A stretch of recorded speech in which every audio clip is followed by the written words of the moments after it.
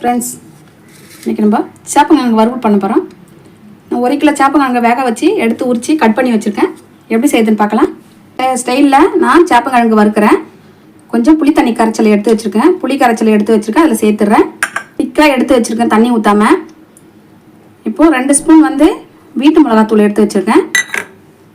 1/2 spoon garam masala எடுத்து வச்சுருக்கேன், அதையும் சேர்க்குறேன். காஷ்மீரி மிளகாத்தூள் ஒரு ஸ்பூன் எடுத்து வச்சுருக்கேன், அதையும் இதிலே சேர்த்துறேன். கொஞ்சமாக பெருங்காயத்தூள் சேர்த்துக்கிறேன், ஒரு 1/4 டீஸ்பூன் பெருங்காயம். கொஞ்சமாக மஞ்சள் சேர்த்துக்கிறேன், ஒரு சிட்டிகை மஞ்சள் தூள்.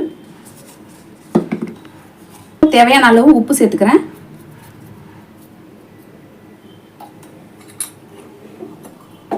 இதில் அவிச்சு உரிச்சு வச்சுக்கிற சேப்பங்கிழங்குல நம்ம 2 ஸ்பூன் எண்ணெயை அதில் நல்லா ஊற்றி நம்ம நல்லா கிளறி விட்டால் தான் நம்ம ஒன்றோட ஒன்று ஒட்டாமல் இருக்கும். மசாலாலாம் அப்போ தான் நல்லா உரைக்கும். அதில் பிசு பிசுன்னு இருக்கும். குக்கரில் வேக வைக்காமல் நான் பாத்திரத்தில் வேக வச்சு எடுத்து வச்சுருக்கேன். குக்கரில் வேக வச்சா ரொம்ப கொல கொலன்னு ஆகிடும்.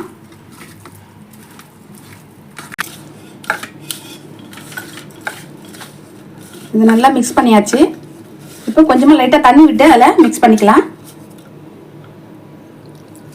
ரொம்ப உதிரியாகவும் இருக்கக்கூடாது, ரொம்ப தண்ணியாகவும் இருக்கக்கூடாது.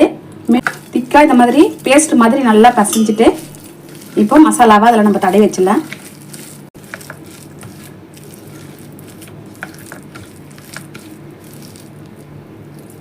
இப்போ எல்லாத்தையும் மிக்ஸ் பண்ணியாச்சு, பேஸ்ட் மாதிரி வந்துடுச்சு.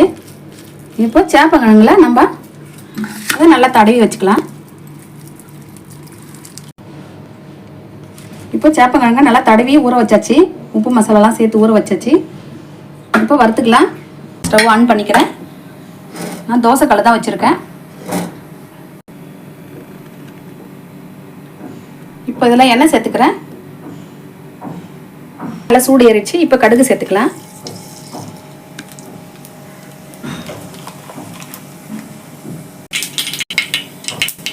கடுகு வடிச்சிச்சு. இப்போ முழு உளுந்து சேர்த்துக்கிறேன். கொஞ்சம் கருவேப்பிலை சேர்க்குறேன்.